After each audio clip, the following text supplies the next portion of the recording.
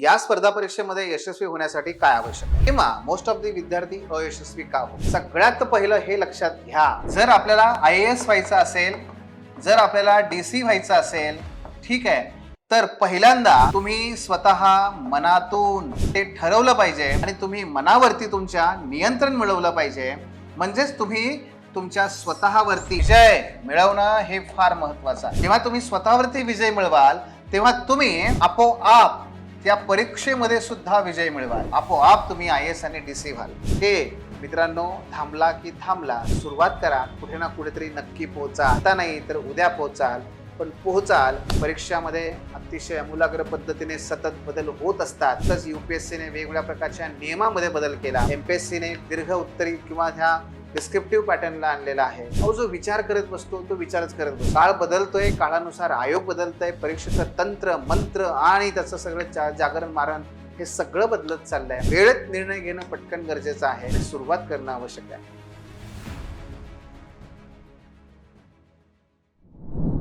सर्वप्रथम आपल्या सर्वांचं हार्दिक स्वागत. माझा पहिला प्रश्न आपल्या सर्वांसाठी हा आहे की तुम्हाला काय वाटतं, यशस्वी होण्यासाठी या स्पर्धा परीक्षेमध्ये कशाची आवश्यकता आहे किंवा मोस्ट ऑफ द विद्यार्थी हे यशस्वी का होत नसतील? दोन्ही एकच आहे. यशस्वी होण्यासाठी काय करावं लागेल, काय करावं लागतं, कशाची आवश्यकता असते, नाही का? बोला, विचार करा. झाला विचार? पहा, आपला प्रश्न असा होता की या स्पर्धा परीक्षेमध्ये यशस्वी होण्यासाठी काय आवश्यक आहे किंवा मोस्ट ऑफ द विद्यार्थी अयशस्वी का होतात? तुमची उत्तर अशी होती की ती म्हणजे, सर, राईट डायरेक्शन मिळत नाही. सगळ्यात महत्वाचं, राईट डायरेक्शनने काम करत नाही, हे महत्वाचं. आळस आहे, काही ठिकाणी सातत्य नसणं हा सगळ्यात मोठा गुण आहे किंवा बाबी आहेत. थोडेसे आळशी असतात. इमोशनल नाही झालं पाहिजे. या परीक्षेमध्ये आपल्याला ती गरजेचं आहे. अगदी बरोबर आहे. म्हणजे इकोसिस्टीम पाहिजे. म्हणजेच काय बघा, या सगळ्या बाबीमध्ये तुम्ही एक लक्षात घेतलं का की तुम्ही जी उत्तरं देताय ना, ती उत्तरं कशी आहेत? तुम्ही असं नाही म्हटलं की सर, यशस्वी होण्यासाठी ना किंवा जे अयशस्वी झालेले विद्यार्थी आहेत ते ना फक्त 5 वेळेस वाचतात, 6 वेळेस वाचत नाही. तुम्ही असं नाही सांगितलं की त्याने 4 पुस्तकं वाचली आहेत, 3 वाचली नाही आहेत किंवा 5 वाचली नाही. तुम्ही असं नाही सांगितलं की सर, त्याने सिलेबस कंप्लीट नव्हता केला, कंप्लीट करायला पाहिजे. तुम्ही असं नाही सांगितलं की त्याने फक्त काय केलं, क्लास नोट्सवरती फोकस राहिला, बाकीचं नाही केलं. म्हणजे बघा, तुम्ही त्याकडे नाही गेला. तुम्ही कुणीकडे गेला? तुमच्या दृष्टिकोनातून काय महत्वाचं आहे? Personality traits.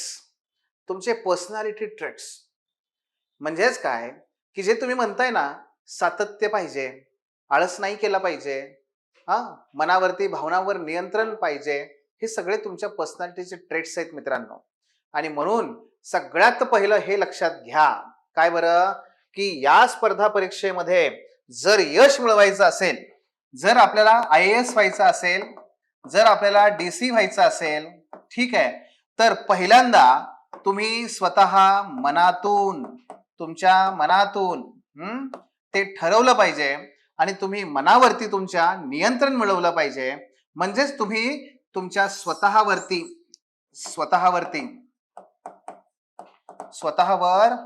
विजय मिळवणं हे फार महत्वाचं आहे.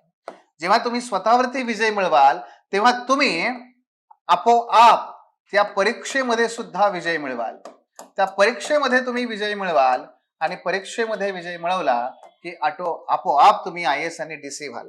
मी कुठेही असं म्हणत नाहीये की तुम्ही स्वतःवरती विजय मिळवणं म्हणजे अगदी गौतम बुद्धांप्रमाणे कुठेतरी किंवा महावीर जैनांप्रमाणे कुठेतरी जंगलात जावं आणि तपश्चर्या करावी किंवा झाडाखाली उभं राहावं किंवा आपल्या साधू संतांप्रमाणे एका पायावरती आपलं उभा करावं. नाही, मी असं कुठंही म्हणत नाहीये. पण ऍटलिस्ट त्यांनी सांगितलेला मार्ग, त्या मार्गाचा अवलंब करून जरी आपण चालत गेलो तरी सुद्धा डेफिनेटली आपण आपल्या यशापर्यंत पोहोचू. हे कशा पद्धतीने हे शेवटी कळेल तुम्हाला. आपण सुरुवात करूयात आणि एक एक मुद्द्यांवरती त्या ठिकाणी पाहूयात आणि तुम्हाला हे निश्चित पटेल की हो, आपल्याला जर 2027 मध्ये त्या ठिकाणी यशस्वी व्हायचं असेल तर आपल्याला याच गोष्टींवरती काम करावं लागेल. काय काय करणार आहोत आपण? सर्वात प्रथम ते म्हणजे वेळ. आपल्या वेळेचं नियोजन करणं हे फार महत्वाचं आहे. सगळ्यात जर तुमच्याकडे दुर्लभ स्रोत कोणता असेल, रिसोर्स सगळ्यात कमी काय असेल आणि सगळ्यात जास्त प्रचूर मात्रेमध्ये सुद्धा काय उपलब्ध असेल तर ते म्हणजे वेळ आहे. बघा, एकाच वेळेस हा पॅराडॉक्स आहे. म्हणजेच काय, एका बाजूला माझ्याकडे प्रचंड वेळ कमी आहे आणि दुसऱ्या बाजूला माझ्याकडे प्रचंड वेळ सुद्धा आहे. या दोन्ही गोष्टी आहेत. पण हे कसं आणि कशा पद्धतीने बघूयात आपण. त्यानंतर मग आपण जाऊयात ते म्हणजे नक्की अभ्यास कसा सुरू करायचा आहे. अभ्यासाचा जे काही जारण मारण असेल ते आपण कसं करायचंय, अभ्यास, त्याची दिशा, त्याची सुरुवात, हे सगळं आपल्याला बघायचं आहे. त्यानंतर यासाठी लागणारं जे साहित्य आहे ते साहित्य, संदर्भ पुस्तकं कुठली वाचू, कशी वाचू, काय वाचू. त्यानंतर कौशल्य, त्या कौशल्यांचा विकास. कुठली कौशल्य? ही दोन प्रकारची. एक तुमच्या अभ्यासाशी संबंधित जी कौशल्य आहेत ती, आणि दुसरं तुमच्या व्यक्तिमत्वाशी संबंधित आहेत ती. आणि त्याचबरोबर आपण बोलणार आहोत तुमच्या मानसिक आरोग्याबद्दल. जे मानसिक आरोग्य आणि शारीरिक आरोग्य या गोष्टीकडे आपण सर्वात जास्त दुर्लक्ष करतो. मात्र ही परीक्षा मॅरेथॉन आहे, 100 मीटरची स्प्रिंट नाहीये. 42 किलोमीटर धावायचंय. आणि जेव्हा 42 किलोमीटर धावायचं असतं तेव्हा स्टॅमिना गरजेचा असतो, पेशन्स गरजेचे असतात, ना की तुमचे स्पीड. स्पीड मॅटर करतो पण एका स्तरापर्यंत. महत्वाचं काय आहे? कन्सिस्टन्सी. ते मॅटर करणार आहे. स्टॅमिना हे मॅटर करणार आहे. बघूयात, एक एक गोष्टी घेऊयात आणि आपण पुढे जाऊयात. सगळ्यात पहिला मुद्दा वेळ. जर मला वेळेचा विचार केला मी, तर बघा, मी नेहमी काय करत असतो, विद्यार्थ्यांना रिव्हर्स प्लॅनिंग करून देत असतो. रिव्हर्स या. मग रिव्हर्स जर आपण आलो तर आपली 2027 मध्ये जी मुख्य परीक्षा असणार आहे, ठीक आहे, मग एमपीएससी आणि युपीएससी दोन्हीच्या वेगवेगळ्या असतील, पण त्यामध्ये आपली जी मुख्य परीक्षा आहे आपण त्याचा विचार करूया. मग मेन्स असेल, तुमची मेन्स असेल पुढे आहे ऑक्टोबरमध्ये तुमची मेन्स असेल एमपीएससीची, आणि युपीएससीची मेन्स असेल ऑगस्ट एंडला. मध्ये फक्त सप्टेंबरचा महिना आहे. त्यामुळे आपण असं करूयात की इथे पकडूयात आपण तुमच्या प्रिलिम नंतरचा सगळा वेळ तुम्हाला काय करायचा आहे, तुमच्या या मेन्सच्या तयारी करता द्यायचा आहे किंवा त्याच्या रिव्हिजन करता द्यायचा आहे. तो म्हणजे काय हो, तर इथे येतो तुमचा जून 27 ते ऑक्टोबर 27. युपीएससीच्या विद्यार्थ्यांकरता 3 महिने उपलब्ध असतात, एमपीएससीच्या विद्यार्थ्यांकरता 4 महिने उपलब्ध असतात. ठीक आहे. यामध्ये तुम्हाला काय करायचं आहे, यामध्ये फक्त आणि फक्त तुम्हाला रिव्हिजन करायची आहे. यामध्ये तुम्हाला फक्त जे टेस्ट आहेत त्या टेस्ट सॉल्व्ह करायच्या आहेत, आणि याच्यामध्ये तुम्हाला घ्यायचं आहे फीडबॅक. हे तुम्हाला फक्त इथं काम करायचं. ओके, चला मग पुढे. मग येईल तुमची प्रिलिम्स. प्रिलिम्स कधी असेल आपली, तर दोघांचेही प्रिलिम्स त्या ठिकाणी मे महिन्यातच आहे. मग आपण काय करूया त्याला, त्या ठिकाणी मग मेचा, तर प्रिलिम्सची सुरुवात कधीपासून करायची आपल्याला, तर प्रिलिमची सुरुवात 100% यश मिळवायचं असेल, जर आपली पहिली प्रिलिम असेल तर 100% यशाकरिता आपल्याला वेळ जास्त द्यावा लागेल.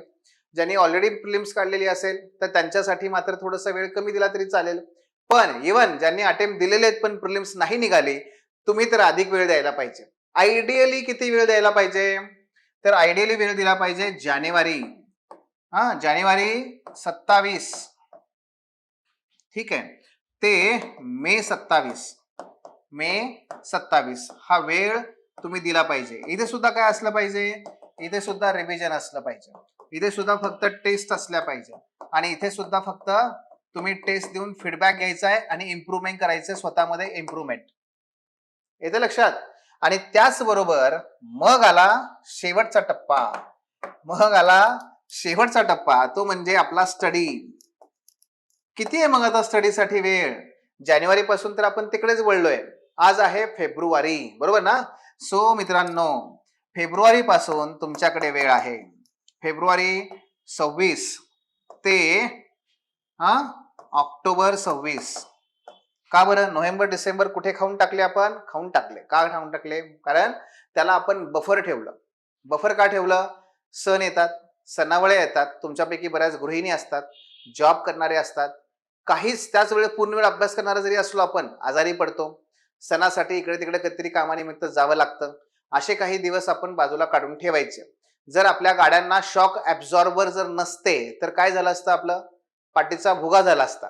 हा, म्हणून शॉक ऑब्झर्वर असतो ना आपल्या गाडीला, तसं आपण नेहमी बफर 2 महिने ठेवायचे. मागं पडतो सिलेबस नेहमी आपला, टार्गेटनुसार कंप्लीट होत नाही, काही हरकत नाही.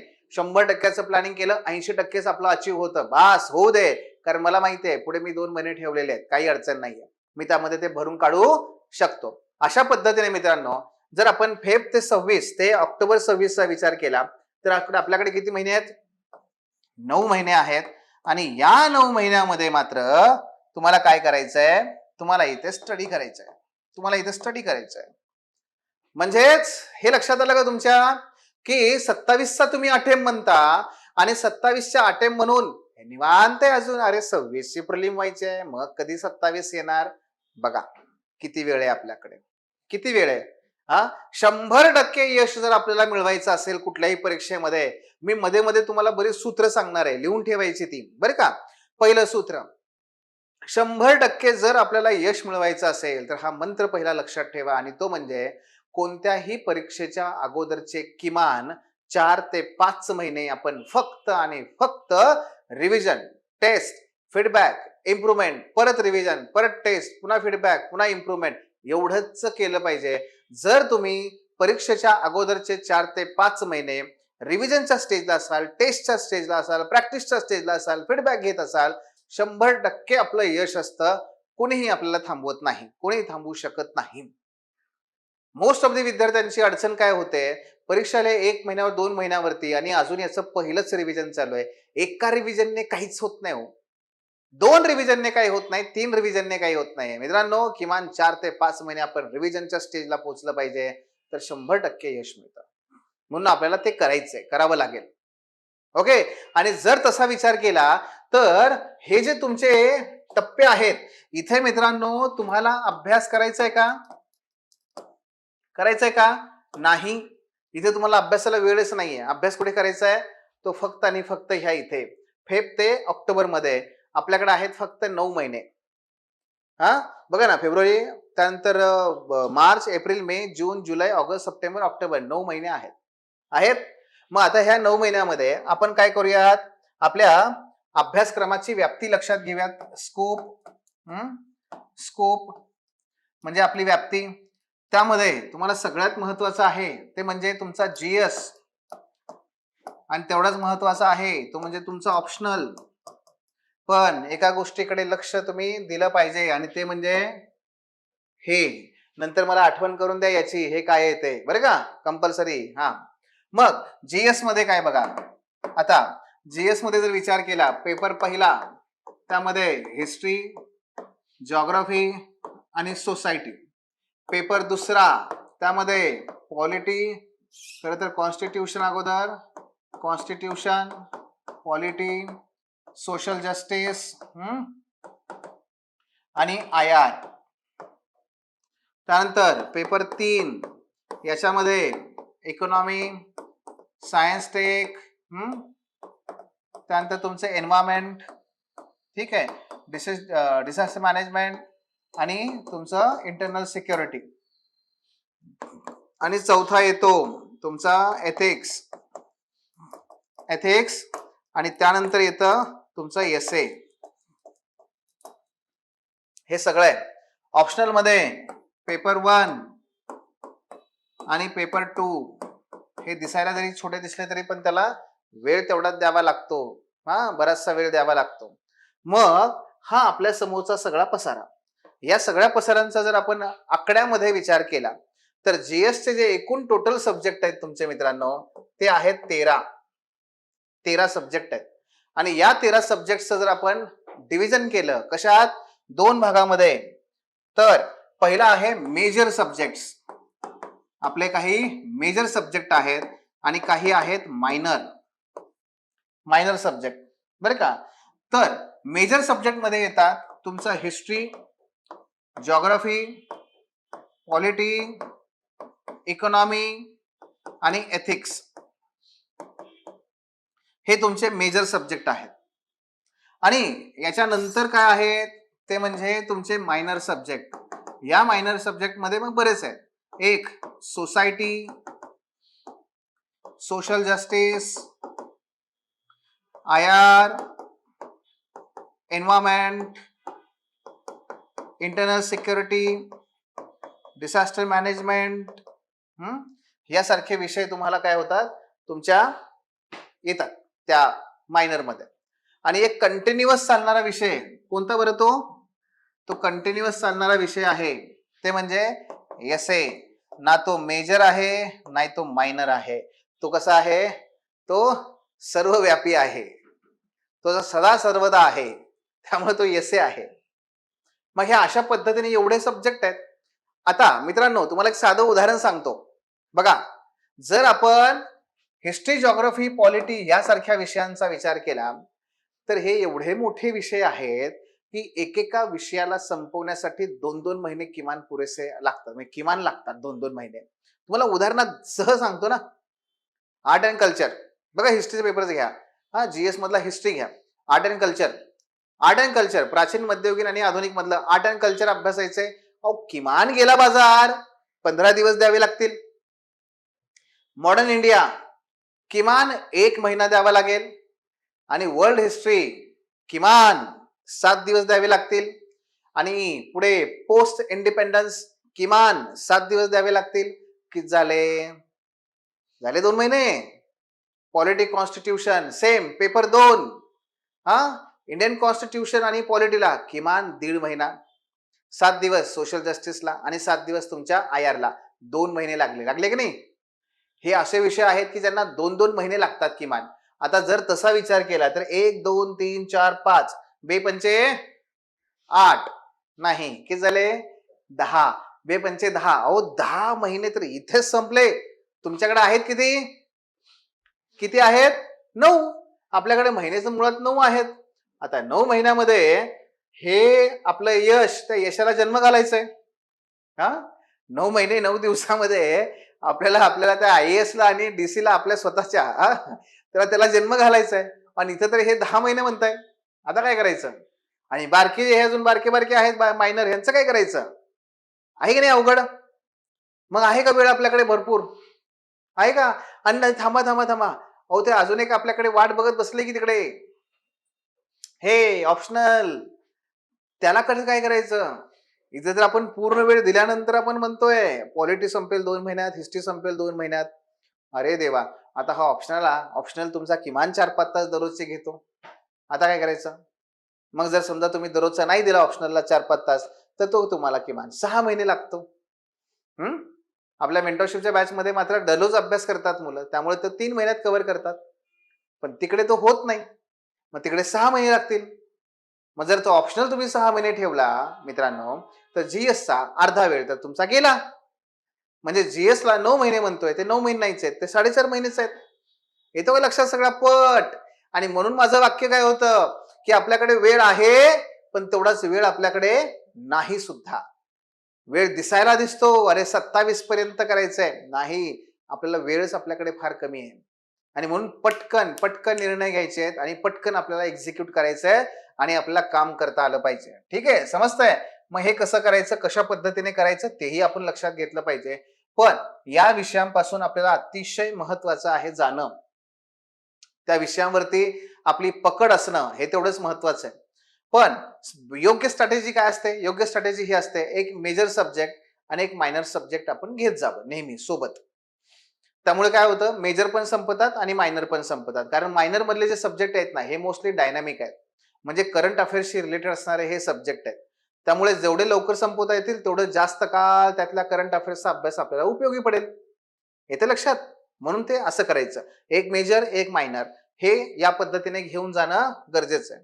आणि म्हणून लक्षात ठेवा, नुसतंच आपलं मी 27ला होईन असं म्हणत आपण 25-26 आणलंय, 26-27 आणलंय, हे लक्षात घ्या, मला माहितीये बरं का. त्यामुळे जर तुम्ही अजूनही तसंच बसलात, नुसतं नाही व्हायचंय, नुसतं दिवा स्वप्नाने गाडी पुढे जाणार नाहीये. आपल्याला काम करावं लागेल, ऍक्शन घ्यावी लागेल, काम करत करत पुढे जावं लागेल. गेटिंग? तर तो मुद्दा तिथे आहे. मग आता पुढे जाऊया. जेव्हा आपण म्हणतो की माझ्याकडे हा एवढा वेळ आहे, कुठला?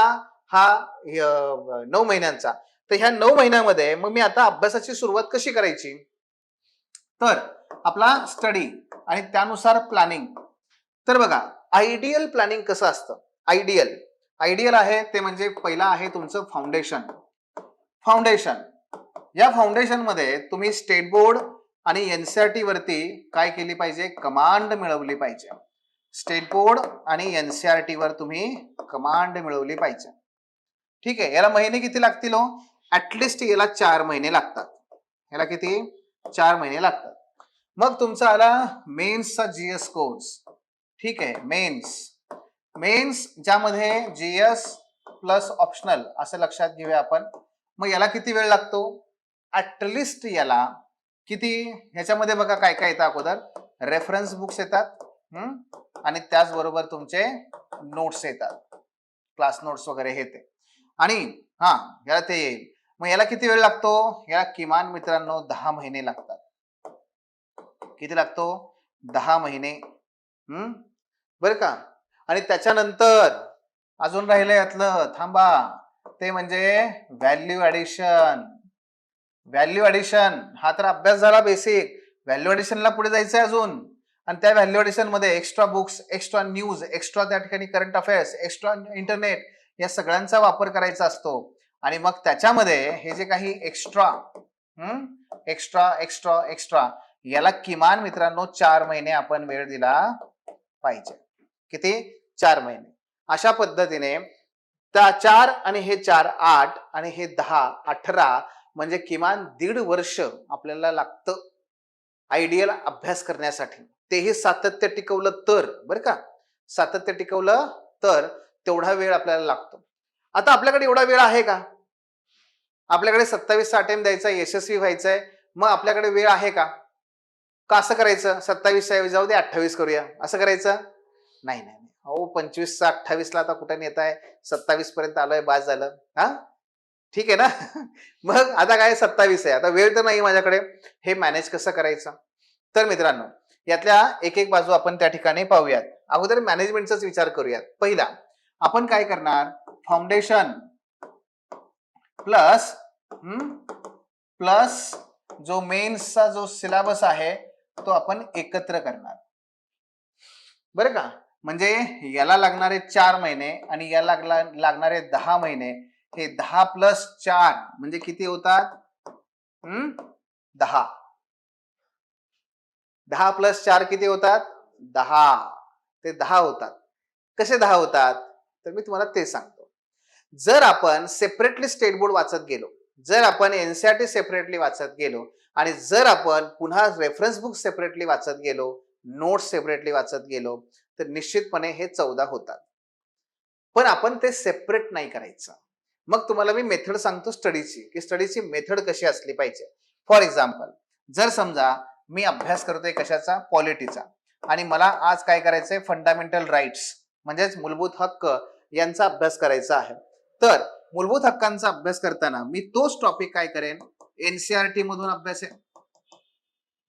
एनसीईआरटी तोच टॉपिक एनसीईआरटी मधून बघितला, तोच टॉपिक मी रेफरन्स बुक मधून बघितला, वाचला, तोच टॉपिक ज्या क्लासच्या नोट्स आहेत त्या क्लासच्या नोट्स मधून वाचला, आणि तोच टॉपिक जे काही माझ्या स्वतःच्या नोट्स असतील किंवा आणखी काही किंवा इंटरनेट किंवा आणखी काही असं, तर मी त्यातून तो केला.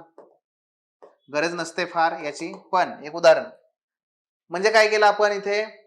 आपण एनसीईआरटी पण कव्हर केल्या, मेन्सचे आपले रेफरन्स बुक्स पण कव्हर केले, नोट्स पण कव्हर केल्या की नाही? हे सगळं कव्हर करतोय का? कारण आपला फोकस पुस्तकांवर नाहीये, आपला फोकस आहे त्या पुस्तकामधल्या त्या फंडामेंटल राईट नावाच्या चॅप्टरवर. मग हा चॅप्टर जिथे तो मी चॅप्टर करणार, म्हणजेच एकच चॅप्टर मल्टिपल बुक्स मधून आपण तो कव्हर करणार. कव्हर केला सगळ्यामधून. फाउंडेशन पण कव्हर झालं, स्टेट बोर्ड एनसीईआरटी पण, रेफरन्स बुक्स पण कव्हर झालं, मेन्स सिलेबस पण. कळतंय तुम्हाला? आणि अशा पद्धतीने आपण जर गेलो तर काय होतंय?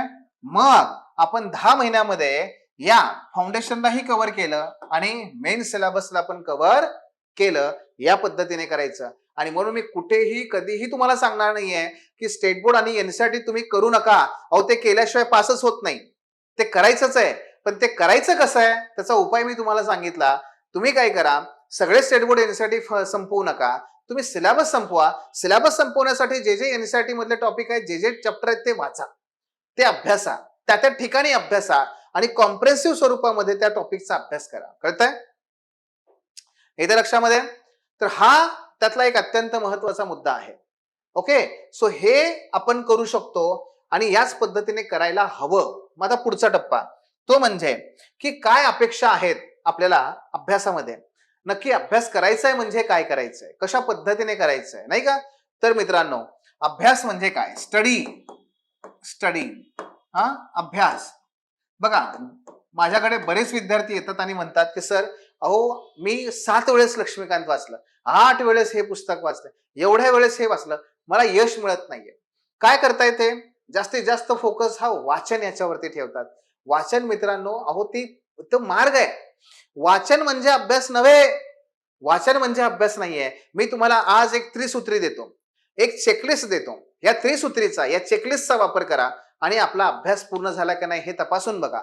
बघा, कोणत्याही प्रकारचा अभ्यास याचे 3 टप्पे असतात, 3 सूत्र असतात आणि 3 टिक मार्क करण्याचे बॉक्सेस असतात. पहिला आहे ते म्हणजे संकल्पना. संकल्पना, कॉन्सेप्ट. दुसरा आहे ते म्हणजे माझ्या त्याच्यावरती नोट्स रेडी आहेत का, आणि तिसरं आहे ते म्हणजे माझं त्याच्यावरती क्वेश्चन अँड आन्सर रायटिंग झालेलं आहे का, आणि त्याच्यावरती रायटिंग करून ते लिहून मी ते तपासून घेतलंय का, त्याच्यावरती फीडबॅक घेतलाय का. जर मी हे केलं असेल तर डेफिनेटली माझा अभ्यास झाला.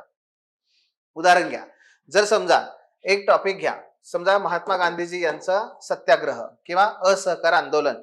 मग असहकार आंदोलन सर मी वाचून काढलंय. अरे पण वाचून काढलंयस तू अभ्यास केलायस का? नाही ना. का? वाचन म्हणजे अभ्यास नाही. मग अभ्यास म्हणजे काय? असहकार आंदोलन याच्यामध्ये असहकार म्हणजे काय ही काय आली? कॉन्सेप्ट आहे का? Conceptual clarity? हो आहे. गुड. काढल्यात का तुझ्यावरती नोट्स काही तू? हो काढल्यात. गुड.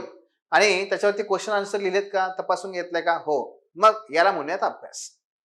जर हे 3 सूत्र, हे 3 पद आणि जर हे आपण 3 टप्पे पूर्ण करत असू तर आणि तरच त्याला अभ्यास म्हणतात. हे तुम्हाला आजपासून तुमच्या परीक्षेपर्यंत शेवटपर्यंत लक्षात ठेवायचं. या 3 गोष्टी माझ्या नोट्स असाव्यात, माझ्या आन्सर रायटिंग त्यात झालं पाहिजे, तपासून घेतलं पाहिजे आणि त्याचबरोबर मी त्या संकल्पना पण तिथे लिहिल्या पाहिजेत, माझ्या क्लिअर असल्या पाहिजे. येते लक्षात? सो या पद्धतीने आपण जायचंय, हे काम करायचंय. हे करत असताना आणखी एक मुद्दा जो अतिशय महत्वाचा आहे, जो विसरला जातो विद्यार्थ्यांकडून, आणि तो म्हणजे पहिलं काम काय करायचं बघा. इथून पुढे डेली बेसिसवर मित्रांनो, डेली बेसिसवरती एक सिलेबस पाठ करा. डेली वाचा सिलेबस आणि डेली क्वेश्चन पेपर वाचा. तुम्हाला असं वाटेल की सर तुम्ही क्वेश्चन पेपरचं अनालिसिस करायला सांगताय का? नाही.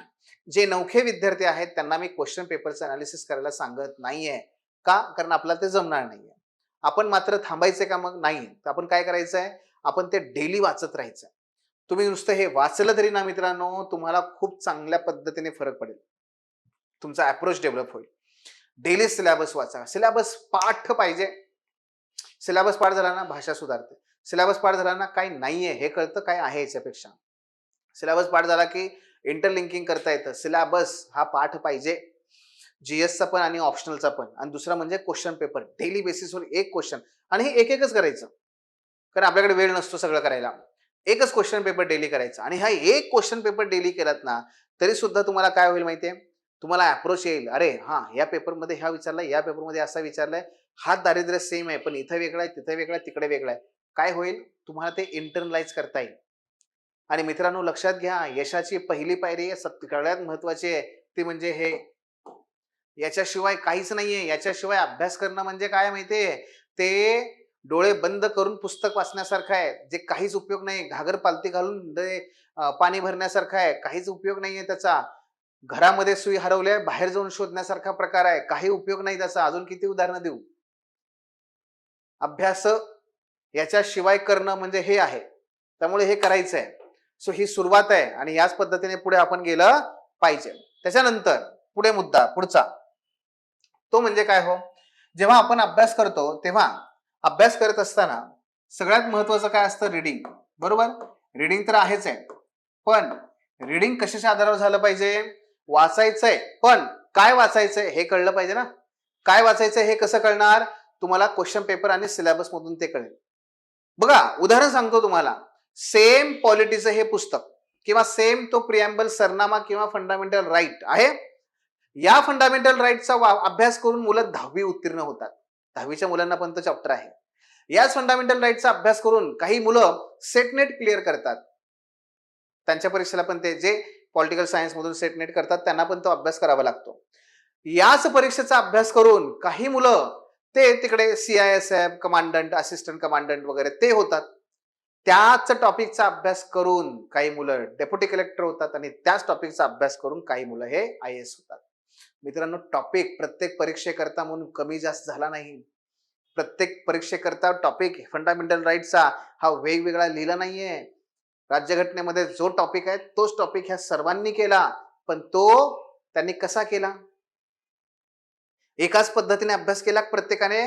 नाही. सेटनेट वाल्याने वेगळा केला, 9वी 10वीच्या पोरांनी वेगळा केला, CRPF वगैरे त्या पोरांनी वेगळा केला, पोलीस भरतीच्यांनी वेगळा केला, MPSCनी वेगळा केला, UPSCने वेगळा केला, प्रत्येकाने वेगवेगळा केला. बदलतंय काय? टॉपिक बदलत नाही, पुस्तक बदलत नाही, बदलतंय तो अप्रोच. आणि म्हणून तुम्हाला यशस्वी होण्यासाठी गरजेचा आहे अप्रोच, ना की तो कंटेंट, ना की तो टॉपिक. तो ती पायरी आहे हो. जसं आपल्याला काय असतं माहितीये का, तुम्हाला गव्हाचं पीठ आहे घरामध्ये, ते गरजेचं आहे. चपाती बनवायची आहे, पुरी बनवायची आहे, का आणखी काही पोळ्या बनवायच्या आहेत, हे मला ठरवायचं आहे. मग मला जर सांगितलं की पोळ्या बनव, तर मी पोळ्याच बनवल्या पाहिजेत आणि त्यासाठी तेच गव्हाचं पीठ वापरलं पाहिजे. म्हणून लक्षात घ्या, मला काय बनायचंय त्याच्यानुसार मी त्या गव्हाच्या पिठाचा वापर करेन, त्यानुसार मी त्या फंडामेंटल राईटचा अभ्यास करेन. अप्रोचेस, पर्स्पेक्टिव्ह हे डेव्हलप होणं गरजेचं आहे आणि त्यासाठी ते हे आपलं क्वेश्चन पेपर आणि सिलेबस आणि ते डेली करणं आवश्यक आहे. येतं लक्षात? तर ते कळलं पाहिजे. डेफिनेटली आपल्याला मग मग रीडिंग कशी करायची हे कळतं. रीडिंग हे किती असाव्यात? तर जनरली बघा 2 रीडिंग असाव्यात, फार नाही. 2 रीडिंग असाव्या. पहिली रीडिंग कशी असावी? सुपरफास्ट. जर वेळ असेल तर सुपरफास्ट. पण जर आपण लेक्चर करत असू, समजा एखादा लेक्चर करत असू, कुठलाही क्लास लावला असेल आपला, ठीक आहे, तर लेक्चर केल्यानंतर मात्र पहिली आणि शेवटची रीडिंग तीच. आपल्याकडे वेळ नाहीये डबल डबल करायला. लेक्चर केल्यानंतर मात्र एकदाच रीडिंग, फार नाही. हा, विदाउट लेक्चर तुम्ही अभ्यास करत असाल, सेल्फ स्टडी, तर पहिलं रीडिंग सुपरफास्ट, सेकंड रीडिंग मन लावून सखोलपणे. फरक कळतोय? त्यामुळे जर क्लास लावत असाल तर तुम्हाला तिथे फक्त एकदाच वाचण्याची आवश्यकता आहे. क्लास नसेल लावत तर मात्र 2दा वाचणं गरजेचं आहे. दुसरं, त्यानंतर काढायच्या नोट्स. नोट्स मला माहितीये नोट्स काढायला वेळ लागतो, पण नोट्स ह्या ज्या काढायच्या आहेत त्या किमान बघा मित्रांनो 50% सिलेबसच्या तरी काढा. 50% सिलेबस अशा प्रकारचा निवडा की जो 100% त्याच्यावरती प्रश्न असतात. कसं कळणार हे सर की 100% कोणत्या टॉपिकवर प्रश्न आहेत? त्यासाठी PYQचं अनालिसिस. PYQचं अनालिसिस हे स्वतंत्र आपल्या चर्चेचा मुद्दा आहे. वेगवेगळ्या माध्यमातून PYQचं अनालिसिस पद्धतीने करता येतं. पण आता एवढं लक्षात ठेवा, PYQच्या आधारावरतीच तुम्हाला कळतं की कोणता टॉपिक हा इम्पॉर्टंट आहे आणि कोणता इम्पॉर्टंट नाहीये. मग नोट्स काढा किमान 50% टॉपिकच्या. आणि लक्षात ठेवा, जेवढं आयतं मिळतंय, जेवढ्या आयत्या नोट्स मिळतात, जेवढं आयतं तुम्हाला मिळेल ना, आजकाल इंटरनेटवरती सगळं अवेलेबल आहे मित्रांनो, तेवढं तुम्ही पंगू होता. जेवढं तुम्ही आयतं घ्याल ना, तुम्हाला त्याचा काहीही उपयोग नाहीये. मी सांगतो तुम्हाला, केवळ वय वाया घालवाल, वेळ वाया घालवाल, पैसा वाया घालवाल, श्रम वाया घालवाल आणि स्वप्न त्या ठिकाणी विखुरलेली जातील. बघा, स्वतः करा. मेल्याशिवाय जग ते काय स्वर्ग दिसत नाही. त्यामुळे स्वतः चॉकलेट खाल्ल्याशिवाय त्याची चव कळत नाही. तसा आहे प्रकार हा. स्वतः चॉकलेट खा, खा चॉकलेट, स्वतः करा. स्वतः केल्याशिवाय ते होत नाही. आणि म्हणून 50% सिलेबसच्या नोट स्वतः काढा. ह्या कशा काढा? ह्या व्हिज्युअल स्वरूपात काढा. व्हिज्युअल काढा. आणि मी तुम्हाला लिहून देतो की जर तुम्ही व्हिज्युअल स्वरूपात नोट्स काढल्या आणि 50% नोट्स किमान तुमच्या टॉपिकच्या रेडी असतील तुमच्याकडे, तुमचं यश खात्रीशीर आहे. यातूनच प्रश्न येतील, यातूनच प्रश्न येतील आणि तुम्हाला परीक्षेमध्ये आठवावंच लागणार नाही, कारण त्या तुमच्या स्वतःच्या नोट्स आहेत. व्हिज्युअल काढा आणि त्याचबरोबर त्यामध्ये सर्व डायमेन्शन्स कव्हर करा. ऑल डायमेन्शन्स कव्हर करा. आणि त्याचबरोबर यामध्ये तुम्ही पॉइंट फॉर्मॅट मध्ये नोट्स काढा. कसं? पॉइंट फॉर्मॅट मध्ये. ठीक आहे, पॉइंट फॉर्मॅट यामध्ये नोट्स काढा. पॉइंट फॉर्मॅट मध्ये डायमेन्शन सगळ्या कव्हर करा. तो प्रयत्न करा. जी काढाल ती चांगली काढा. ओके, या पद्धतीने नोट्स काढा. त्याच्यानंतर त्याच्यावरती क्वेश्चन सोडवा, क्वेश्चन्स लिहा. हे लिहा आणि ते तपासून घ्या, फीडबॅक घ्या. म्हणजे काय होईल? आपल्याला याच्यामध्ये डेफिनेटली आपण चुकतंय कुठे हे कळायला लागेल. ते फीडबॅक मिळाला की पुढचा अभ्यास करताना त्याचा फायदा होतो. तर ते करा. एक लिहा, फार नका लिहू वाटलं तर. एक लिहा आणि एकच तपासून घ्या. खूप झालं. साधं उदाहरण घ्या ना. आपल्याकडे समजा एका महिन्यात किती दिवस आहेत? 30 दिवस आहेत. त्यातले रविवार सोडले आपण 26 दिवस राहिले. एका दिवशी एकच क्वेश्चन लिहिला, तरी 26 क्वेश्चन झाले. 26 क्वेश्चन झाले. सो भरपूर आहे ते. आणि म्हणून काय आहे, किमान एकच प्रश्न लिहा. काही हरकत नाही, पण लिहा आणि तो तपासून घ्या. अभ्यासाच्या संदर्भात आपल्याला ह्या गोष्टी आहेत. आणखी एक महत्वाचं राहतं, ते म्हणजे मग रिव्हिजन. रिव्हिजन रिव्हिजनच्या अनेक पद्धती आहेत. मागे आपल्या चॅनलवरती रिव्हिजन बद्दल स्वतंत्र एक लेक्चर आपण घेतलेलं होतं बघा. ते लेक्चर तुम्ही निश्चितपणे बघा. तर सुहासिनी मॅडम घेतलेलं लेक्चर आहे रिव्हिजनचं, ते बघा. त्याच्यामध्ये वेगवेगळ्या टेक्निक सांगितलेल्या आहेत, तर त्याचा उपयोग करून घ्या. पण रिव्हिजन किमान कशा प्रकारे असावी, एक बेसिक सांगतो अगदी. एक म्हणजे दिवसा अखेर जे काही आपण दिवसभरात अभ्यासलेलं आहे त्याची रिव्हिजन करा. दुसरं म्हणजे काय, आठवड्या अखेर म्हणजे 7 दिवसानंतर आठवड्या अखेर ते रिवाइज करा. आणि तिसरं म्हणजे महिन्या अखेर किंवा सब्जेक्ट संपला की विषया अखेर अशा प्रकारे काय करायचं आपण, आठवडा संपला, दिवस संपला, आठवडा संपला आणि विषय संपला की या पद्धतीने रिव्हिजन करत राहायचं. 3 टप्प्यात ही रिव्हिजन कंटिन्यूअस चालू ठेवायची. पुन्हा एकदा पुढचा मंत्र सांगतो, ज्या गोष्टीची तुम्ही रिव्हिजन करू शकत नाही किमान 4 ते 5 वेळेस, ज्या गोष्टीची तुम्ही रिव्हिजन करू शकत नाही ती गोष्ट मित्रांनो करू पण नका, वाचू पण नका, बोलू पण नका तिच्याबद्दल. काही उपयोग नाहीये. एकदा दोनदा वाचून ती तुमची कधीच होत नसते, फक्त ती कन्फ्यूज करते, येणाऱ्या प्रश्नांना पण ती चुकवते. आणि म्हणून दोनदा तीनदा जर रिव्हिजन होत नसेल ना, तर ते करू पण नका. सो रिव्हिजन हे तेवढंच क्रिटिकल आहे. मग रिव्हिजन करायची कशी, तर ती कधी कधी करायची हे सांगितलं. रिव्हिजनचा सगळ्यात सोपा मार्ग असतो, तो म्हणजे काय, तुम्ही ज्या नोट्स काढलेल्या आहेत त्या नोट्सची ऍक्टिव्ह रिकॉल मेथड. ते नोट्स काढल्यात ना, त्या काय करा, स्वतःला सांगण्याचा प्रयत्न करा. आठवू नका, सांगण्याचा प्रयत्न करा. आणि स्वतःला सांगण्याचा प्रयत्न केला, जिथे अडकला तेवढंच बघा, कमी वेळेमध्ये रिव्हिजन होऊन जाते. अशा पद्धतीने रिवाइज करा. रिवाइज करणं हे फार इम्पॉर्टंट आहे. तर हा सुद्धा मुद्दा महत्वाचा आहे रिव्हिजनचा. त्याच्यानंतर मग पुढे येतो तो म्हणजे काय, की हे सगळं करत असताना ही जी कौशल्य आहेत, ह्या कौशल्यावर काम करा. कुठली कौशल्य, answer writing, notes making, reading, speed रिडिंगचे पण बरेचसे टेक्निक्स असतात ते. पण हे करत असताना एक 2 गोष्टी फक्त विसरू नका. त्यातली एक अत्यंत महत्वाची आहे, ती म्हणजे काय, तर भाषा. कोणीही तुम्हाला सांगणार नाही या स्पर्धा परीक्षेमध्ये, कोणीही सांगणार नाही की तुला भाषेवर प्रभुत्व पाहिजे. पण मित्रांनो, माझा जेवढा अनुभव आहे, माझ्या विद्यार्थ्यांचा जे यशस्वी झालेले आहेत, माझ्या मित्रांचा आणि माझ्या सिनियर्सचा सुद्धा, मी एक ऑब्झर्व केलेली गोष्ट आहे, ती म्हणजे डिस्क्रिप्टिव्ह एक्झाम मध्ये तोच यशस्वी होतो ज्याची भाषेवरती किमान पकड आहे, त्याची भाषा. कारण परीक्षक जो आहे ना, तो तुमचा चेहरा ओळखत नाही. परीक्षकाला हे माहित नाही तुमचं बॅकग्राऊंड काय, नाव काय, गाव काय, जात काय, पंथ काय, मुलगा आहे का, मुलगी आहे का, काही माहित नाहीये. त्याला हे फक्त माहित आहे तुमची उत्तरपत्रिका. आणि त्या उत्तरपत्रिकेमध्ये जर शब्द तुमचे व्यवस्थित नसतील तर बघा, लक्षात घ्या, तुम्हाला निश्चितपणे तर ते मार्क्स देणार नाहीये. म्हणून काय म्हणतात आपल्याकडे, म्हणतात असं की बोलणाऱ्याचे गहू पण विकतात, न बोलणाऱ्याचं सोनं पण विकलं जात नाही. असं आहे. तुम्ही त्या मार्केटिंग मध्ये बोलता आलं पाहिजे, तसं ह्या परीक्षेमध्ये तुम्हाला लिहिता आलं पाहिजे. आणि लिहिण्यासाठी सराव तर गरजेचाच आहे, फीडबॅक तर गरजेचं आहे, पण भाषेवर काम करा. भाषा, मग भाषा ही कशी असते बघा, ही वर्षभर चालणारी प्रक्रिया असते. वर्षभर सतत, ठीक आहे, वर्षभर चालणारी प्रक्रिया आहे. मग याच्यामध्ये काय काय करायचं आहे, क्रमांक 1 ते म्हणजे शब्दसाठा वाढवा, बरं का. दुसरं, ग्रॅमॅटिकली एरर त्या ठिकाणी करू नका. म्हणजे काय, ग्रॅमॅटिकल एरर म्हणजे कुठल्या, व्याकरण. मग हे मी म्हणत नाही तुम्हाला मराठीच्या विद्यार्थ्यांना की अरे बाबानो तुम्ही आता व्याकरणाचे पुस्तक घ्या, नाही. किमान व्याकरण या, हो, किमान बेसिक, अगदी बेसिक व्याकरण.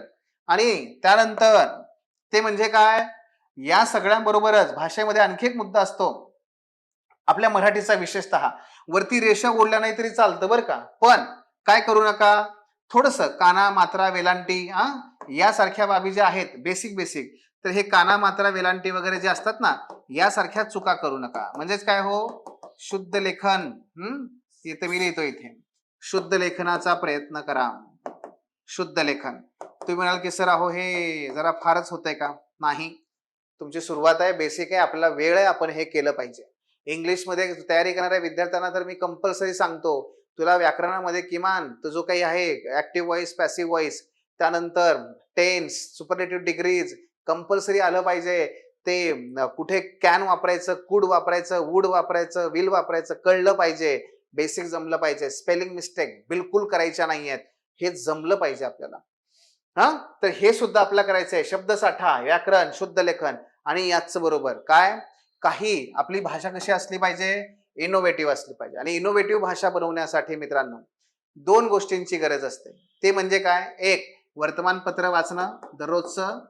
त्या वर्तमानपत्राकडे वाचत असताना काय करायचं, समजा तुम्ही 1 तास देत असाल, किती, 1 तास तुम्ही वर्तमानपत्राला देत असाल, तर त्यातले 15 मिनिटं काय करायची, 15 मिनिटं काय करायची, या भाषेला द्यायची. जर 1 तास मी वर्तमानपत्राला देत असेल, 15 मिनिटं भाषेला द्यायची. जे मी अग्रलेख वाचलाय, जो लेख वाचलाय, वाचत असताना मी नेहमी फॅक्ट शोधतो, कंटेंट शोधतो, पण शेवटची 15 मिनिटं काय करायचं, गिरीश कुबेर सरांनी वाक्य कसं लिहिलंय, पहिली वेलांटे काय दुसरी वेलांटे, या शब्दाचा अर्थ काय होतो, याचा अर्थ काय असतो, हे असंच का लिहिलेलं आहे काय, हे हे बघा. ते बघा, 10-15 मिनिटं त्याला द्या. सुरुवातीला वेळ लागेल, नंतर मात्र ते तुमच्या परवलीचे शब्द बनून जातील. येते लक्षात, हे करा. आणि दुसरं एक आहे भाषेसाठी, पहिलं वर्तमानपत्र आणि दुसरं आहे अवांतर वाचन. अवांतर वाचन. पुस्तकांची यादी देताना मी तुम्हाला नक्की सांगेन की काय काय करायचं याच्यामध्ये. अवांतर वाचन. अवांतर वाचनामध्ये काय, 2 प्रकारची पुस्तक असतात. एक फिक्शन, दुसरं नॉन फिक्शन. फिक्शन मध्ये काय, कथा, कादंबऱ्या, कविता. करा, वाचा. अहो तसा फार प्रभाव पडतो, निश्चितपणे पडतो. आणि जे नॉन फिक्शन असतात म्हणजे काय, की जिथे अर्थव्यवस्थेवर एखादं पुस्तक आहे, एखाद्या भूगोलावरती आहे, एखाद्या राजकीय विषयावरती आहे, तशा पुस्तकं किंवा आत्मचरित्र आहेत, चरित्र आहेत, अहो मित्रांनो तेही वाचा. आणि ह्या सगळं वाचत असताना त्यात पण 2 प्रकार करायचे. जर समजा तुम्ही 1 तास अवांतर वाचनाला देत असाल, तर त्यातला पाऊण तास वेळ हा कंटेंटसाठी आणि 15 मिनिटं भाषेसाठी. काय, भाषेसाठी. म्हणजे काय, तुम्हाला एक उदाहरण सांगतो. उदाहरणार्थ बघा, जी मोठी माणसं असतात ना, अतिशय मोठी, मग ते अर्थकारणामध्ये असू दे, राजकारणात असू दे, किंवा कुठे समाजकारणामध्ये असू दे, बरं का, या मोठ्या माणसांच्या आयुष्यामध्ये ना नेहमी त्यांची जे कुटुंब असतात, तर त्या कुटुंबांना मात्र खूप त्रास सहन करावा लागतो. मग तुम्ही कुठलंही उदाहरण घ्या, अगदी काही मोठ्या बोटावर मोजण्या इतकी लोक आहेत की जे अपवाद असतील, पण मोस्टली उदाहरणार्थ बघा ना, महात्मा गांधीजींनी देशासाठी सगळ्या काही गोष्टी केल्या, पण त्यांना त्यांच्या मुलांकडे लक्ष देता आलं नाही. म्हणून मनीलाल आणि ते जे म्हणतात, तर ते सारखं त्यांच्या वडिलांना शिवाय देतात, म्हणजे अपशब्द बोलतायत किंवा ते दोष देतात गांधीजींना. तर ते आहे. अगदी तेच नाही, कुठलाही इतर तुम्ही क्रांतिकारक घ्या, त्याला घराकडे लक्ष द्यायला वेळ नाहीये. हा, नाहीच आहे वेळ, आहे की नाही. आता हा जो प्रसंग आहे, हा सगळा प्रसंग तुम्ही कसा सांगाल, करा बरं विचार. चला झाला विचार. बघा, म्हणजे तुम्ही जेव्हा हा विचार करत होता तेव्हा थोडंसं अनकम्फर्टेबल झालं का, वाटलं की नाही, अरे आपल्याला नाही जमत आहे बाबा भाषा, वाटलं की नाही आपल्याला, नाही अरे बाबा हे बोलता येत आहे, लिहिता येत आहे, वाटलं की नाही. हे पहिला अवेअरनेस असतो. एकदा अवेअरनेस आणि अवेअरनेस आला की मग रिकग्निशन, की नाही कुठे चुकतंय हे बघणं, आणि मग त्याच्यावरती काम करणं. हे आपलं करायचंच आहे. डोंट वरी, मला तुम्हाला महत्व सांगून द्यायचं फक्त. मग हे बघा, मी काय म्हणलं, मोठी माणसं जी असतात ना, ती मोठी बनत असताना त्यांच्या कुटुंबाकडे दुर्लक्ष होतं आणि कुटुंबाला त्याचा त्रास सहन करावा लागतो. आता हेच वाक्य साने गुरुजींनी एका पुस्तकात कसं लिहिलंय बघा. हा, साने गुरुजींनी पुस्तकात असं वाक्य लिहिलेलं आहे की, ऐका अगोदर बघा, समाज परिवर्तनाची समाज परिवर्तनाची कास धरणाऱ्यांनी, समाज परिवर्तनाची कास धरणाऱ्यांनी सांसारिक ओझ्याची, सांसारिक ओझ्याची आस धरू नये. येते लक्षात. एका वाक्यात सांगितलं की सामाजिक परिवर्तनाची कास धरणाऱ्यांनी सांसारिक ओझ्याची आस धरू नये. म्हणजे काय, की सांसारिक ओझं घेऊच नाही हो. जर तुम्ही ठरवलंय ना, की मी माझं सुख, माझं धन, तन, मन, धन हे सगळं देशासाठी करणार आहे. अरे जा ना बाबा एकटा. कशाला परवड करतोय त्या बाकीच्यांची? कार्ल मार्क्स जगाला परिवर्तित करणारा विचारवंत, पण मित्रांनो त्याची मुलं अक्षरशः भुकेने व्याकुळ होऊन अन्न अन्न करत मेली हो. अन्न अन्न करत मेली. गांधीजी यांच्याबद्दल मनीलाल यांचा जो हट्ट आहे, आग्रह आहे आणि दोष आहे, तो एक मुलगा आणि पिता या नात्याने बघितलं तर तो योग्यच वाटतो. येतं का लक्षात? आणि म्हणून साने गुरुजींचं वाक्य खूप छान आहे आणि साने गुरुजींनी तो अनुवाद केलाय. बर्ट्रांड रसेल नावाचा एक फार मोठा तत्वचिंतक आहे. त्याने लिहिलेलं पुस्तक आहे. त्या पुस्तकाचा अनुवाद करताना त्यांनी वाक्य लिहिलेलं आहे ते काय, की सामाजिक परिवर्तनाची कास धरणाऱ्यांनी सांसारिक ओझ्यांची आस धरू नये. म्हणजे काय होतं, मग कुणाला त्रास होत नाही. हा, अशा पद्धतीने झाला विचार. करताय विचार. हे लक्षात. मग अशा पद्धतीने आणखी एक उदाहरण सांगतो. बघा, काय होतं, की आजकाल ना समाज माध्यमावर, इंटरनेटवर आणि विशेषतः WhatsAppवरती बरेचसे लोकं लेख लिहितात आणि लेख लिहितात, कविता लिहितात. मग अशाच कविता ज्या WhatsAppवरती वगैरे लिहिल्या जातात आणि त्या इकडे-तिकडे पाठवल्या जातात, त्याच्याबद्दलचं हे वाक्य. आणि ह्या WhatsAppवरच्या ज्या कविता आहेत, त्या कविता मग कशा असतात आपल्याला माहिती आहे, की त्याचं काही फार त्याची व्हॅल्यू राहत नाही त्या कवितांची. बरोबर ना? हां, त्याचा फायदा हा होतो, की सर्वांपर्यंत त्या सहज पोहोचतात. सर्वांपर्यंत, अनेकांपर्यंत त्या सहज पोहोचतात. आणि त्याचबरोबर त्याचा दर्जा मात्र त्या ठिकाणी फारसा काही चांगला राहत नाही. आता हे वाक्य, आता हे सगळं प्रसंग एका वाक्यात कसं बघा त्यांनी त्याचं हे केलेलं आहे, समअप केलेलं आहे ते वाक्य. कसं आहे? वाक्य असं आहे, WhatsApp वरील कवितांचे जलद जेवढे जलद सामान्यीकरण होते, तेवढेच जलद तिचे सुमारीकरण पण होते. काय? WhatsApp वरील कवितांचे जेवढे जलद सामान्यीकरण होते, तेवढेच जलद तिचे सुमारीकरण पण होते. जेवढे जलद सामान्यीकरण म्हणजे काय? खूप लोकांपर्यंत सहज पोहोचते.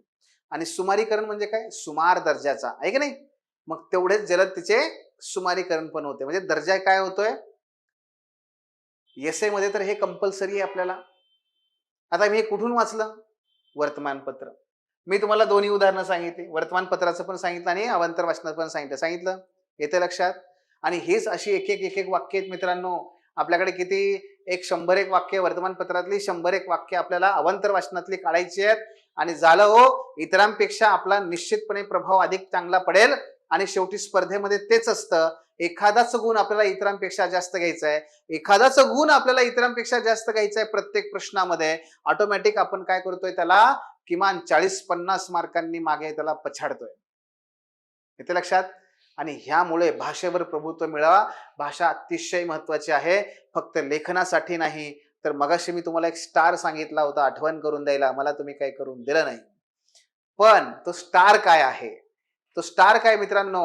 तो म्हणजे लक्षात घ्या, ज्याच्याकडे मला तुम्हाला घेऊन जायचंय. आणि तो म्हणजे 2027ला मला अधिकारी व्हायचंय असे आपण स्वप्न बघतोय, पण या मुद्द्याकडे मात्र सर्रासपणे आपण दुर्लक्ष करतोय. आणि ते म्हणजे मुलाखत. 275 मार्कांची मुलाखत आहे. मेक ऑर ब्रेक आहे. या वर्षीची शक्ती दुबे भारतातली पहिली आलेली मुलगी. तिचं जर तुम्ही मेन्सचे मार्क्स बघितले, तर जो दुसरा आलेला मुलगा आहे त्याच्यापेक्षा कमी, आय थिंक त्याच्यापेक्षा कमीच आहेत तिला मार्क्स. पण केवळ तिला इंटरव्ह्यूला जे मार्क्स पडलेले आहेत, आय थिंक 200 का 210 मार्क्स आहेत तिला. हे जे मार्क्स आहेत ना, आणि जो दुसरा आहे त्याला 100 समथिंग 80-90 असे काहीतरी मार्क्स आहेत. इतका मेजर डिफरन्स आहे. आणि बाकीचं सोडूनच द्या. म्हणजे लिस्टमध्ये असणारी जी मुलं असतात का युपीएससीच्या 400-500च्या दरम्यान, यांचे मार्क्स असतात इंटरव्ह्यूचे किती? 140 ते 150. आणि जे टॉपर असतात त्यांचे मार्क्स किती असतात इंटरव्ह्यूमध्ये? 200 आणि अबव, जास्त. आणि ह्या मुलाखतीची तयारी आपल्याला आजपासून करायची आहे. पण ती कशी करायची आहे, त्याचा एक मार्ग फक्त मी आज तुम्हाला सांगेन. पुढे आपल्याला लेक्चर मधून तर ते करायचंच आहे, पण आज एक मार्ग त्याचा सांगतो. आणि ते म्हणजे काय? भाषा. भाषा तोंड उघडलं की लोकांनी काय प्रभावितच झालं पाहिजे. आणि तुम्ही म्हणाल की सर हे जरा जास्त होत नाही का? अरे तुला वेळ आहे आणि अधिकारी व्हायचं आहे तर तुला आलीच पाहिजे भाषा. तुझ्याकडे वेळ आहे आणि तुझ्याकडे तो आहे, तुम्ही करू शकताय तर करा ना. The best, strive always for the best. नेहमी आपण काय केलं पाहिजे? हा, उत्कृष्टतेचा ध्यास घेतला पाहिजे. उत्कृष्टतेचा ध्यास, तेव्हा कुठेतरी आपण सुमार दर्जापर्यंत पोहोचतो. उत्कृष्टतेचा ध्यास घ्यायचा. हा, परफेक्शनच्या ट्रॅपमध्ये नाही अडकायचं, पण उत्कृष्टतेचा ध्यास घ्यायचा. आणि म्हणून मित्रांनो, भाषेवर कमांड मिळवायचंय, बोलायचंय, लिहायचंय, चांगलं बघा, चांगलं वाचा, चांगलं ऐका आणि चांगल्या पद्धतीने पुढे जा. भाषा अशा पद्धतीने मुलाखतीमध्ये मात्र तुमचं एकूण व्यक्तिमत्व. आणि तुम्हाला सांगायचं तर आपल्या अनेक विद्यार्थ्यांनी केवळ मुलाखतीच्या आधारावरती राज्यसेवेमध्ये पोस्ट काढलेले आहेत. अनेक विद्यार्थी मी तुम्हाला सांगू शकतो. केवळ मुलाखतीच्या आधारावर. मुलाखतीला लाईटली घेऊ नका. हा मेक ऑर ब्रेकचा विषय आहे. आणि यासाठी आपल्याला पुन्हा एसे प्रमाणे एसे वर्षभर तयारी करावी लागते, भाषा वर्षभर तयारी करावी लागते, तसं मुलाखतीची तयारी वर्षभर करावी लागते. डेफिनेटली तुम्हाला याचा फायदा होईल. डेफिनेटली. ओके, सो ते सुद्धा आपण तिथं करायचं आहे. आणि या मुलाखतीच्या संदर्भात व्यक्तिमत्व, भाषा, सादरीकरण अशा अनेक पैलूवरती आपल्याला काम करत करत करत पुढे जावं लागतं. समजतं इथपर्यंत? तर ह्या सगळ्या बाबी आपल्याला तिथे करायच्या आहेत. पुस्तकांच्या संदर्भात आपण काय वाचायचंय? तर बघा, याचे 3 कॅटेगरी पडतात. आपण म्हणूया याला साहित्य. ठीक आहे, साहित्य. काय भरायचंय? पहिलं जे अतिशय महत्वाचं आहे ते म्हणजे तुमची शालेय पाठ्यपुस्तकं. शालेय पाठ्यपुस्तकं. दुसरं, शक्य असेल प्रयत्न कराच एनसीईआरटी. हा तुमचा पहिला गट आहे. ठीक आहे. दुसरा गट तुमचे रेफरन्स बुक्स, संदर्भ साहित्य किंवा संदर्भ ग्रंथ. प्रत्येक विषयाला एक विषय बरोबर एक ग्रंथ. एक विषय बरोबर एक ग्रंथ. एवढंच वापरायचं, एवढंच वाचायचं. आणि त्यानंतर तिसरं आहे ते म्हणजे आपल्या क्लासच्या नोट्स.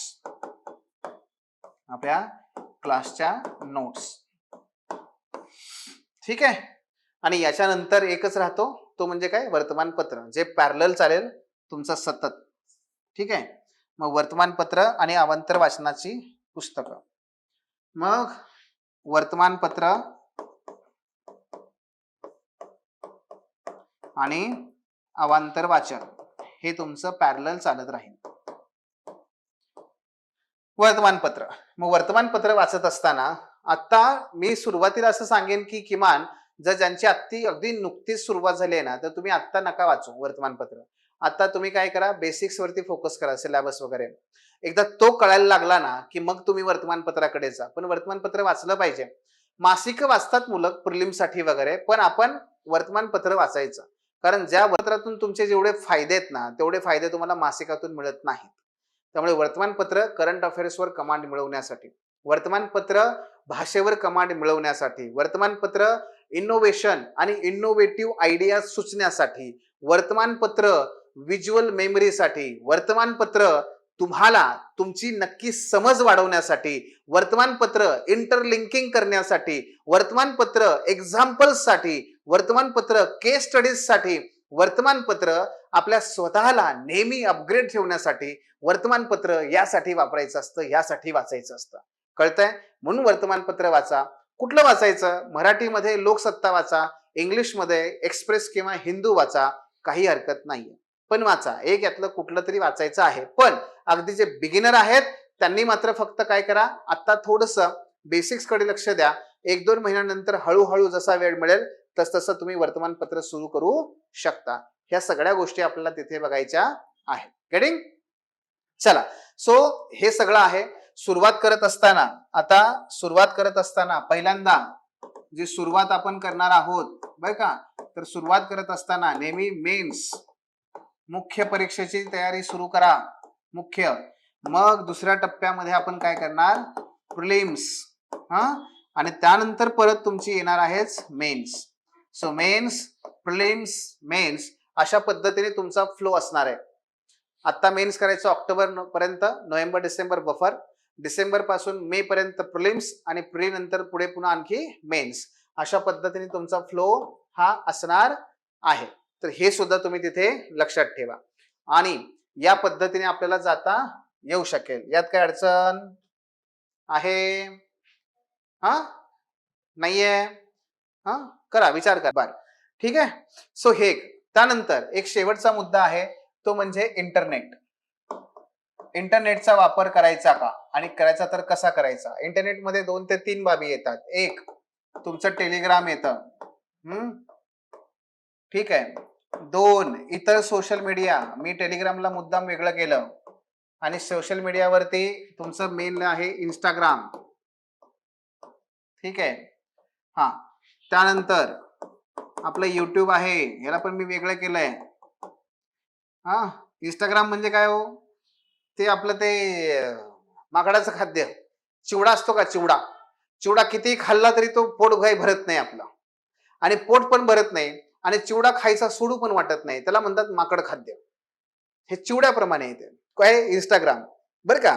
त्यामुळे ते तिकडे जायचं नाही आपल्याला, तर ते तर जायचंच नाही. पण टेलिग्राम, हा युट्यूब, त्याचबरोबर क्रमांक 4 वेगवेगळ्या प्रकारचे चॅट जीपीटी सारखे जे AI बॉट, या सगळ्या बाबी. तर उद्याचं सत्र मित्रांनो तुमचं याच्यावरती आहे. उद्या तुमचं डिजिटल डिटॉक्स याच्यावरती सत्र आहे. त्याच्यामध्ये डॉक्टर सुहासिनी मुळीक मॅडम हे तुमच्याशी संवाद साधणार आहेत की या टेक्नॉलॉजीचा आपल्यासाठी कसा वापर करायचा, त्याच्या आहारी कसं जायचं नाहीये, व्यसनाधीन कसं बनायचं नाहीये. मला मान्य आहे आज आपण अशा अवस्थेमध्ये आहोत की जिथे या सगळ्या बाबींपासून आपण दूर राहू शकत नाही. पण जेव्हा आपण दूर राहू शकत नाही ना, तेव्हा त्याचं नियंत्रण केलं पाहिजे. हे कसं करायचं, डी अडिक्ट कसं व्हायचं, कशा पद्धतीने स्वतःवर आणि त्याच्या या यंत्रांवरती नियंत्रण ठेवायचं, हे सगळं उद्या तुम्हाला टॉपिक आहे. डिजिटल डिटॉक्स हा टॉपिक आहे. आणि त्याचबरोबर आपण जे आज इथे डिस्कस केलं त्यातला एक मुद्दा आन्सर रायटिंग, त्याच्यावरती परवा दिवशी सेशन आहे अजय सरांचं.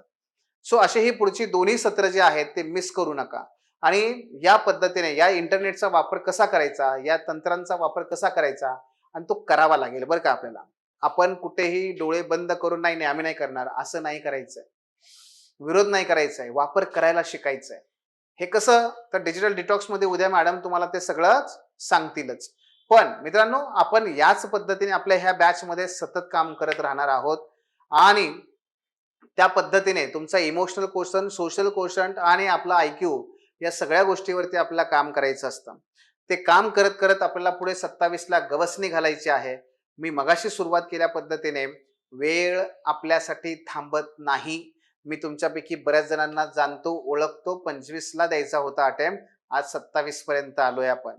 ओके मित्रांनो, थांबला की थांबला, सुरुवात करा. कुठे ना कुठेतरी नक्की पोहोचाल, कुठे ना कुठेतरी नक्की पोहोचाल.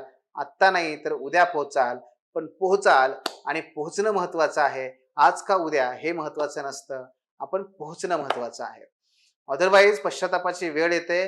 परीक्षामध्ये अतिशय अमूलाग्र पद्धतीने सतत बदल होत असतात. नुकतंच UPSCने वेगवेगळ्या प्रकारच्या नियमामध्ये बदल केला. MPSCने दीर्घ उत्तरी किंवा ह्या डिस्क्रिप्टिव्ह पॅटर्नला आणलेला आहे. अहो जो विचार करत बसतो तो विचारच करत बसतो. काळ बदलतोय, काळानुसार आयोग बदलतोय, परीक्षेचं तंत्र मंत्र आणि त्याचं सगळं जागरण मारण हे सगळं बदलत चाललंय. थांबू नका. वेळेत निर्णय घेणं पटकन गरजेचं आहे आणि सुरुवात करणं आवश्यक आहे. तुमचे काही क्वेश्चन असतील तर निश्चितपणे विचारा. आम्ही आहोतच की तिथे, नाही का? धन्यवाद. Thanks for watching. If you found this video valuable, don't forget to like, share and subscribe our channel. The Officer, your personal mentor.